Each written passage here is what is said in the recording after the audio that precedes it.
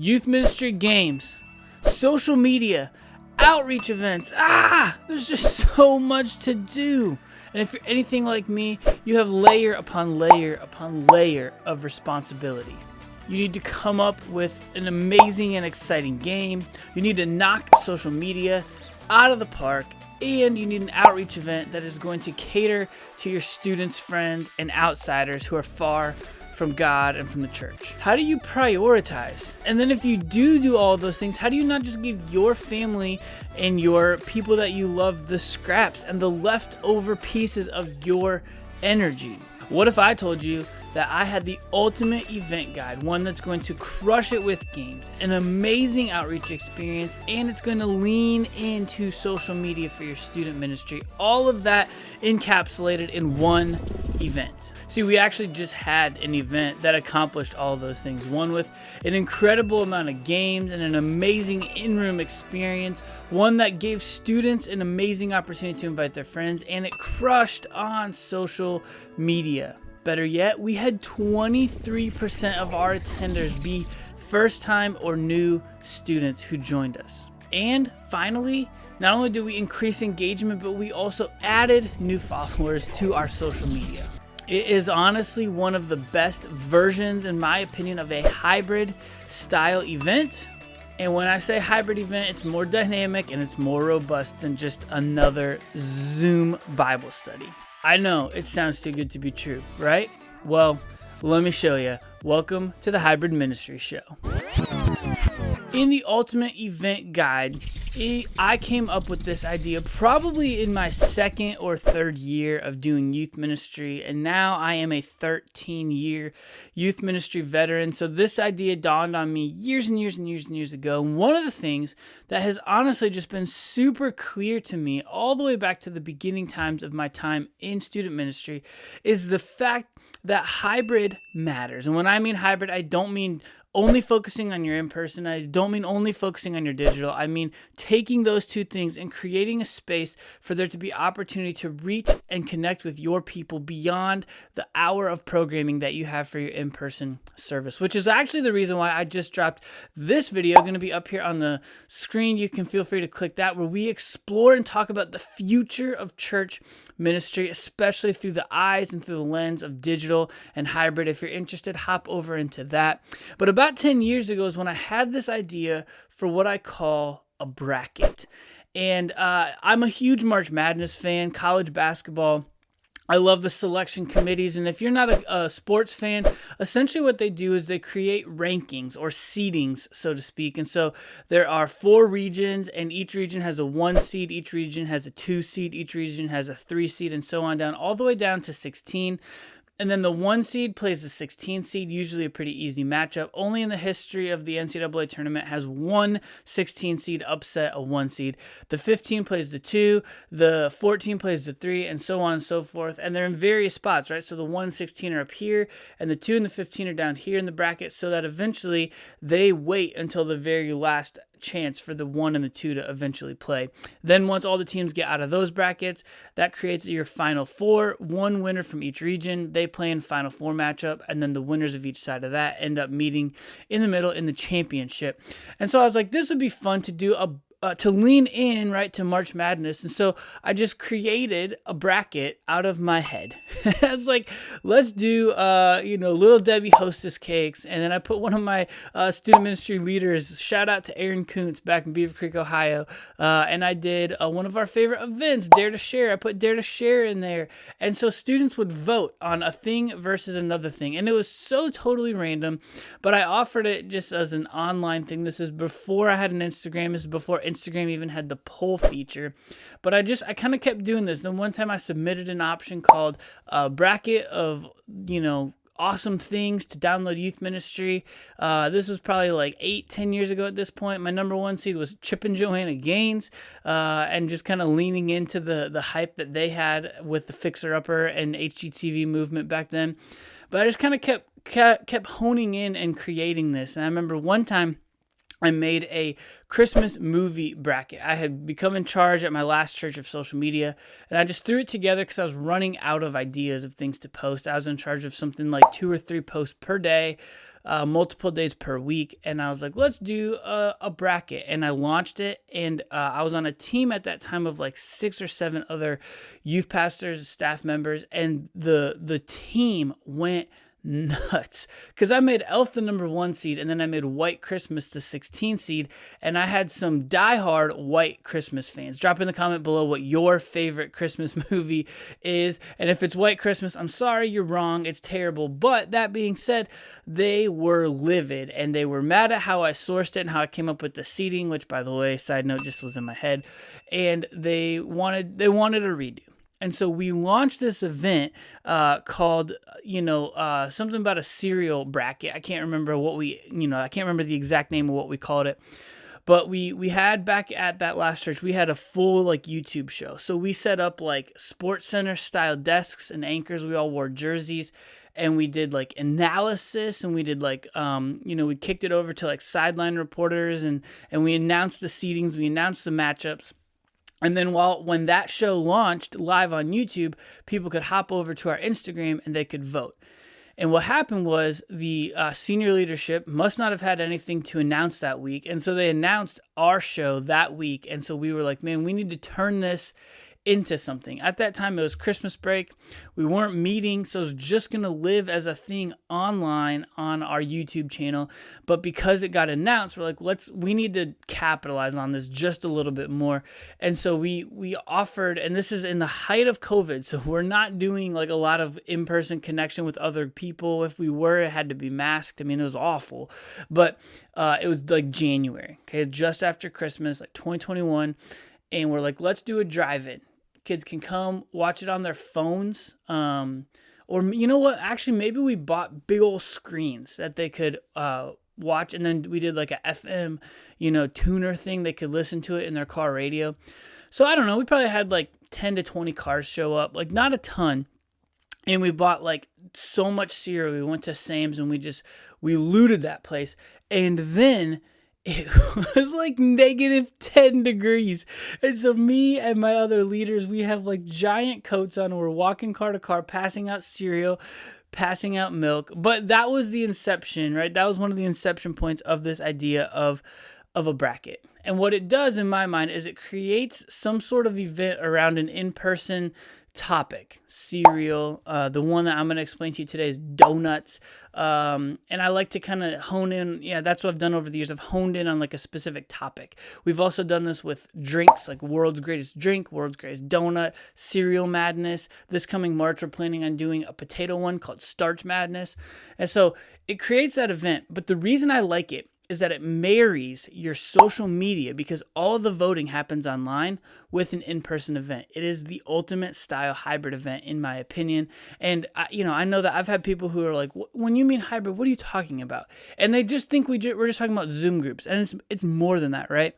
And so we hosted this event at our church. Like I said in the intro, we had 23% newcomers. We had multiple new people added to following us on social media, and it's creating some sort of hype and some sort of buzz around our student ministry. There are so many benefits and values to it. And so what I want to do is honestly just walk you through the pre-planning, the actual event. I'm going to share with you the planning center document of it, and then give you just kind of a recap about why it's valuable, why we're going to keep doing it, and how you can take something like that and adapt it into your student and social ministry. If so far you've found this episode helpful, though, a like would cost you nothing and would really mean the world to us. Even more, a subscribe is really a next level opportunity to just engage back with us.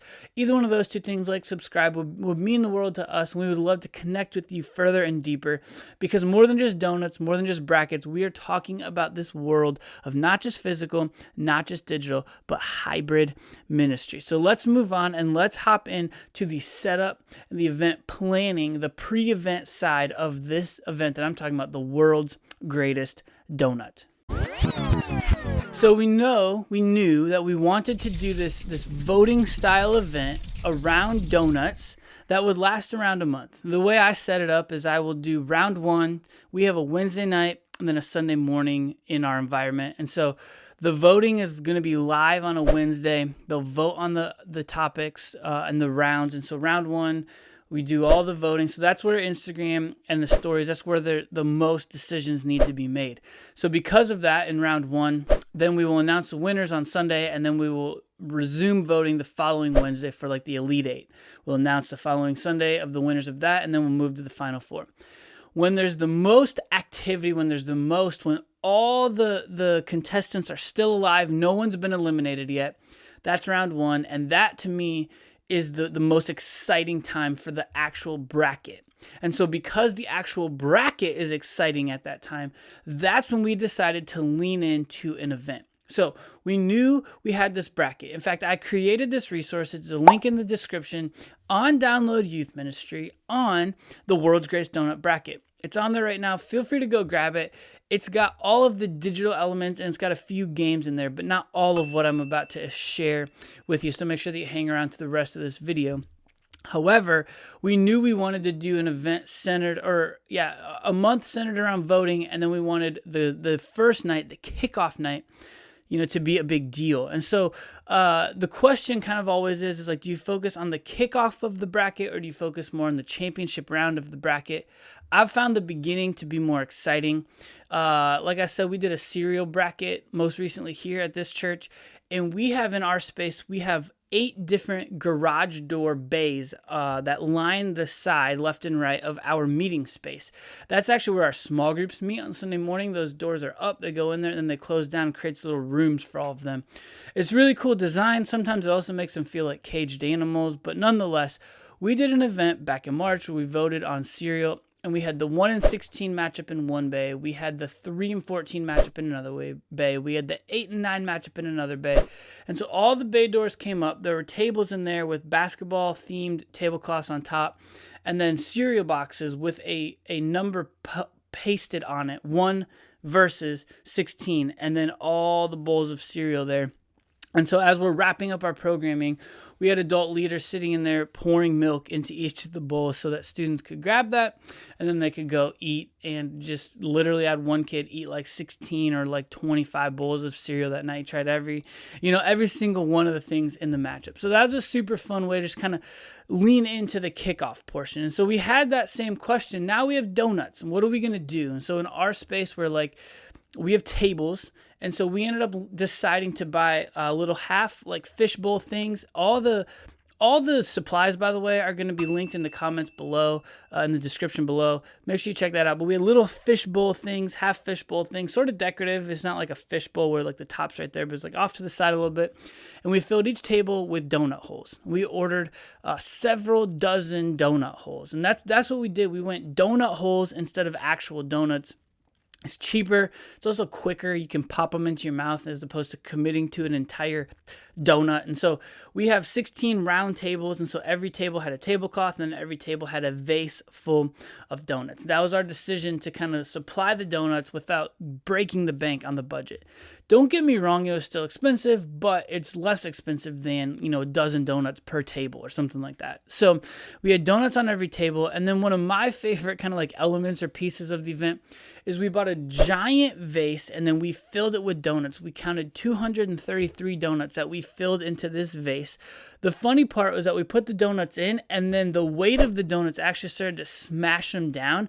And so it was full, and then the weight of the donuts started smashing them down, so there was a gap. So we actually had to go back and add more donuts at the end.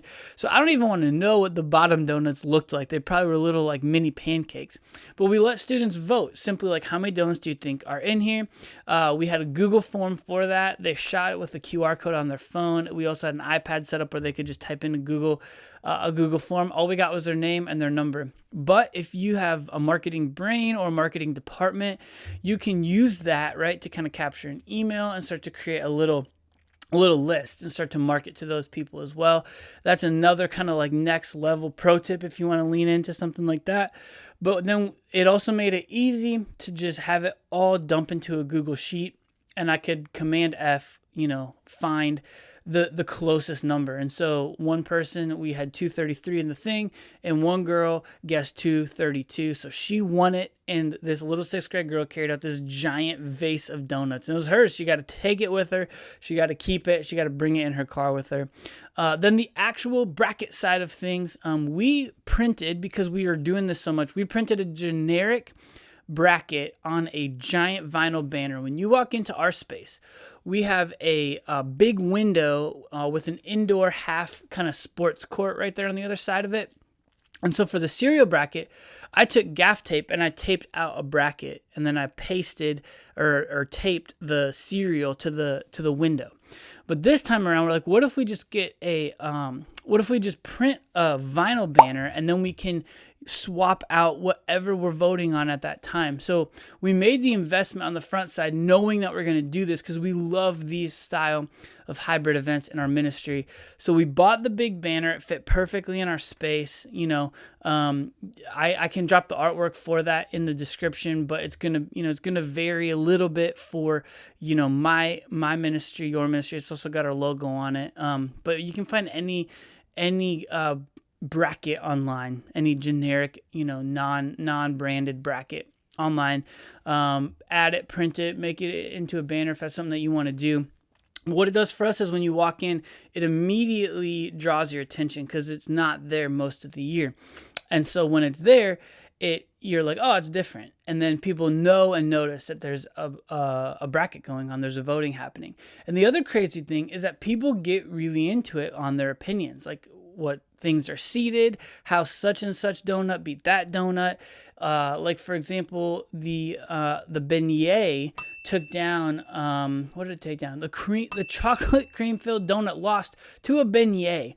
Like I think beignets are good, but like, are they the best? I don't think so. And I think they're super kind of like niche, and they're really just, honestly, they're like funnel cake. And so anyway, that giant bracket in our actual space, we also allow, because we have a lot of students, a lot of kids, young kids that don't have social media yet, we allow them to vote on a paper bracket as an additional means to let their voice be heard.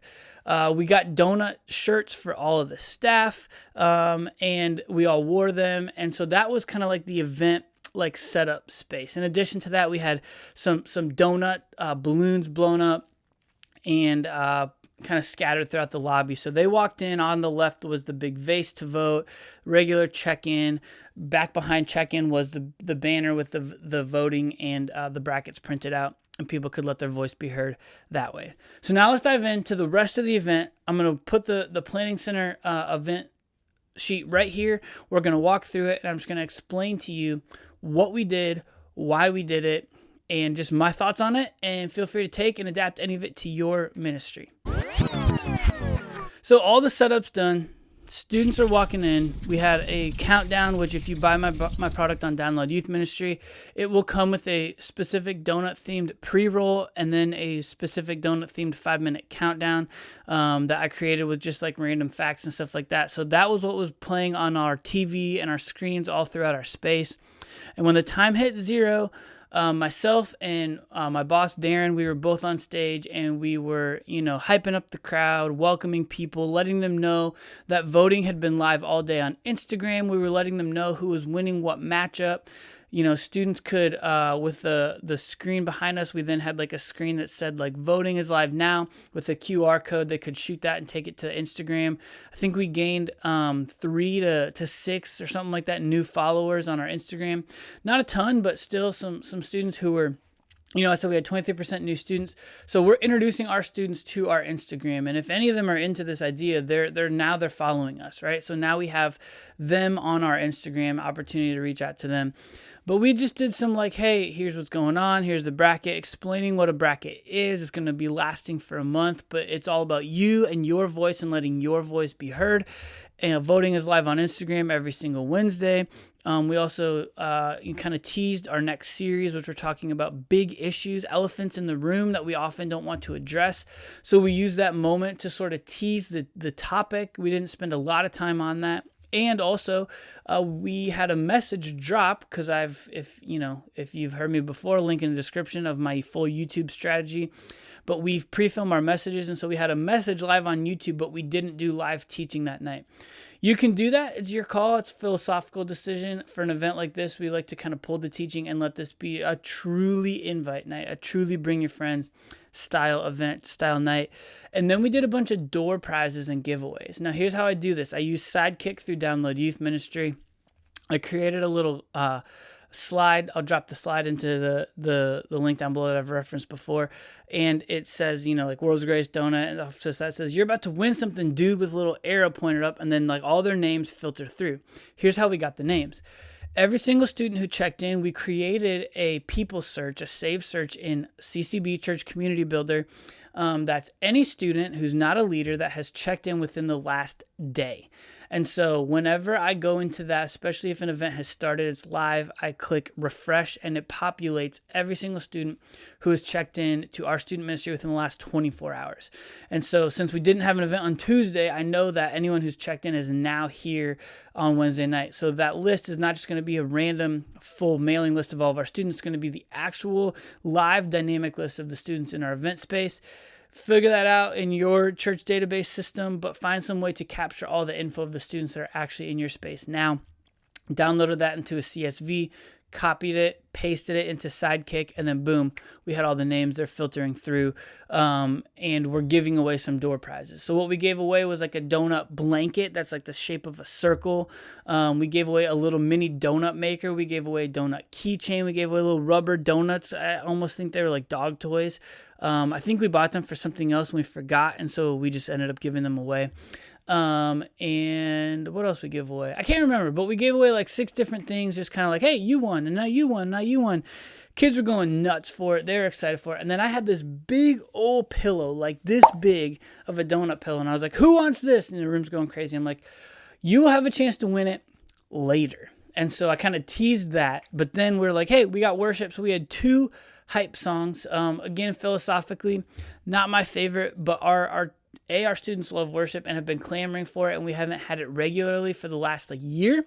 And our worship department, which is how our church navigates it, the worship department handles all worship for all of our different ministries. So they do it for kids and students and adults. And so we hadn't had worship. Worship was just now able to accommodate our desire to have it more regularly. And so since we started the week before, we decided not to pull the plug on it, just let it go. So we asked them for 2 hype songs.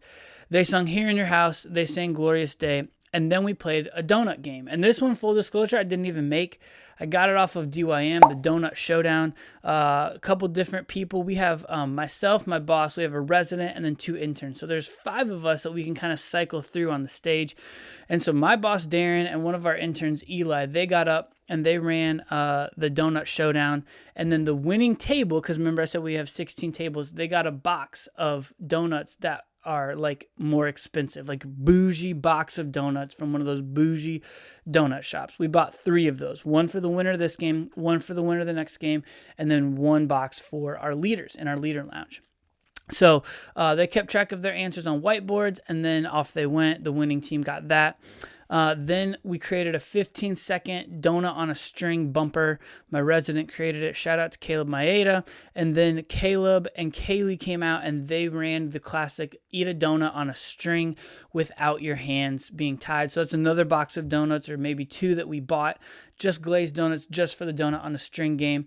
They had to get 1 holder and 1 eater from each table. So we had like 32 people come up front to the stage, right? Because we have 16 tables, so 16 eaters, 16 holders that went on the stage, held the donuts, and then the first person to eat the full donut without using their hands, they also win a box of bougie donuts for their table. And then at that point, I hopped back up and I gave instructions for like a guided rec time. And so what we did was they could go to our cafe and decorate cake donuts. So that's another set of donuts that we bought, probably 3 to 4, I don't know, maybe even 5 dozen, just like unglazed cake donuts. But then we bought frosting and sprinkles and things like that. So we allowed students to kind of have a space to decorate donuts on their own.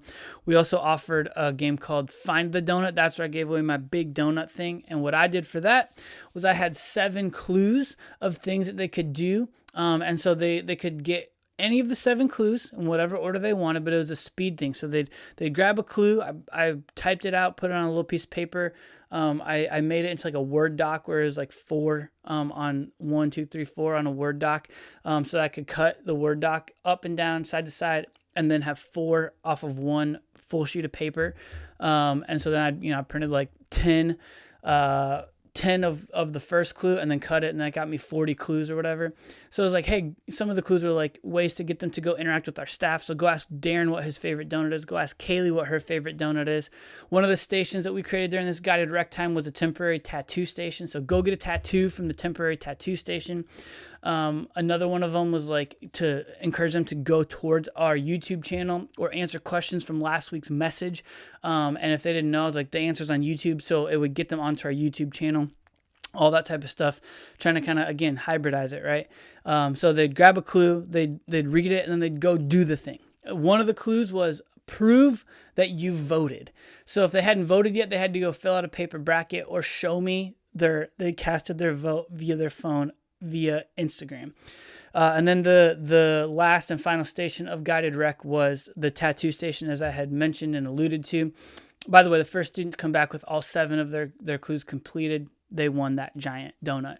And then the last thing that they could do is they could continue to make their guess for the vase of donuts, and then just the general rec stuff that we have. We have like a game room with 9 square, foosball, pool, and just kind of like a hangout space. And so some students kind of opted into that, but there were 5 to 6 options, and we gave them about 30 minutes to just do whatever they wanted. They could go do one thing the whole time. They could try and do all the things. I had one student who's like, I'm going to try and do all the things. And from that event, actually, I kind of thought and decided, what if we created like a passport or like a frequent flyer kind of option to let students try different things when we have like a guided rec type of moment? I don't know, just an idea. Then at 6:50, we called everybody back into our space. We announced the winner, 6th grade girl who won the vase of donuts. We let them know about what Sunday morning was going to be. And then that was like our final word. And we were like, hey, thanks so much for hanging out. Thanks for playing. We will see you next time. Love you guys. Peace, love, and crabs. I think that's like a Joe's Crab Shack thing. I'm not sure, right? All in all, I think this was a great event. Frankly, it's one of my favorite hybrid style events. And again, I remember one time I was talking about hybrid on my social. All links to my socials down in the description below. But my sister was like, what do you mean by hybrid? Do you just mean like Zoom groups? And I can mean Zoom groups, right? But this is what I mean when I talk about hybrid. I mean, create an event for one thing, right? And that's the thing. World's Greatest Donut, link in the description to my DYM product, was already created for a month worth of voting on Instagram and on your socials. Then we just said, what if we take that concept and then just craft a month around it and then craft an invite outreach event around it? And then boom, we just had donuts, we leaned in, and that's all the things that we did for it, right? The point of this is not just to create vanity metrics, both in our physical space and also in our digital space with followers and whatnot. But the point of it is to step in to the space where students find themselves in 2023, right? Like it's like a digital mall. In fact, I have a completely free resource to help you navigate that digital mall. It's my done for you surefire resource, 40 done for you events on this video right here. It's going to show up on the screen what every youth ministry needs to be focusing on. I also have a video talking about a digital mall and incarnational ministry. So I'd love for you to check those things out. But until next time, we're making digital discipleship easy and accessible. And as always, stay hybrid.